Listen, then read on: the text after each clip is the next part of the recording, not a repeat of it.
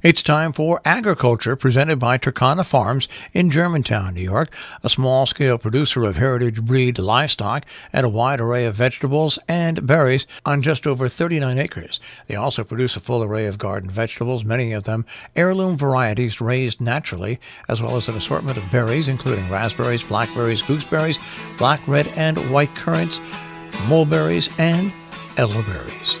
And now, here's Mark Scherzer. Last weekend, Troy, Victoria, and I had a little holiday from farm drudgery. We had the good fortune to attend a Baroque music concert at Holy Trinity Church in Hudson.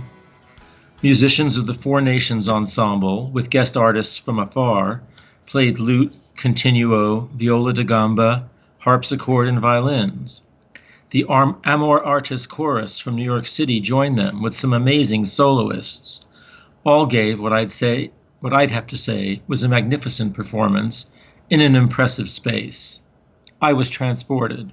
So were the 41 or so other audience members, who seemed similarly enthusiastic. In a space that could have accommodated hundreds, we barely outnumbered the performers. As we left, I commented that perhaps Troy and Victoria might feel some kinship with the musicians we had just seen, as they embark on a career involving producing and selling products, in their case, heritage meats and poultry and farm-fresh vegetables, for an apparently limited customer base. Troy responded that he had long found it amazing how classical musicians, such as those we had seen, spend decades cultivating an awesome skill that is both so specific and so underappreciated. Of course, developing specific expertise is something of a natural human inclination and a requirement of living in society. As bees develop into worker bees, drones, foragers, and the queen bee, we humans as a species specialize too. We live in a social structure of interdependence. In our incredibly complex economy, there are thousands of skills necessary and thousands of different job categories requiring specific skills. Government-supported compendia like the Dictionary of Occupational Titles and ONET describe the particular aptitudes and styles that may make one successful in filling particular jobs. But what is it about those who don't seem to move themselves toward a specialization because they know you have to have a job? How does one explain the self-motivators who develop particular passions for obscure and often profoundly unremunerative endeavors and follow a vision that seems to spring from within? How do I explain Peter, my late partner, whose legacy of studying and appreciating kilims, Middle Eastern flat weavings, led him to accumulate a substantial collection of artifacts that now have hardly any market at all? He did not assemble them in the expectation that they would be appreciated and he'd make a killing, but out of the belief that they should be appreciated, and it was his mission to educate people into appreciating them. Similarly, how do I explain the friend who has made a career of writing historical novels set in Republican presidencies?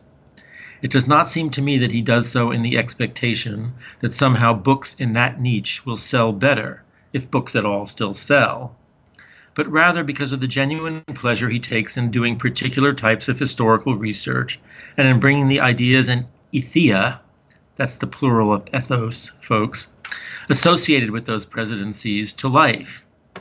His and Peter's are highly individual artistic visions, and like the classical musicians we saw last week, their pursuit cannot possibly be explained by the expectation of financial reward. Certainly there are potential rewards associated with the pursuit of personal visions.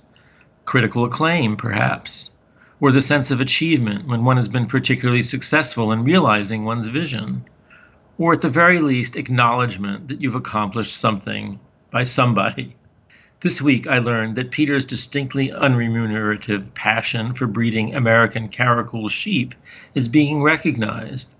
Troy's hard work reconstructing the genealogical record of our sheep herd has led to the realization that it now constitutes something of a distinct bloodline, which the Caracal Shepherds Alliance advisors have determined to name Peter Davies Caracals in recognition of his 17 years of devoted breeding.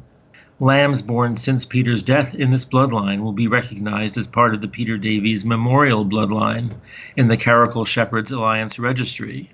That recognition pleases me greatly. I've from time to time in the past described farms as works of art.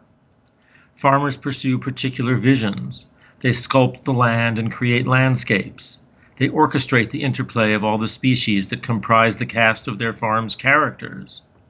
Victoria and Troy are not working on a blank canvas, but as I watch them shape the farm they want to have, it's not hard for me to see a highly individual artistic impulse driving them.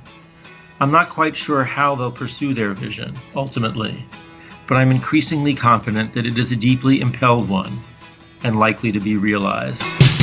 AgriCulture is underwritten by Takana Farms, LLC, a small-scale producer of heritage-bred livestock and a wide array of vegetables and berries on just over 39 acres in Germantown, New York. More information, 518-537-3815.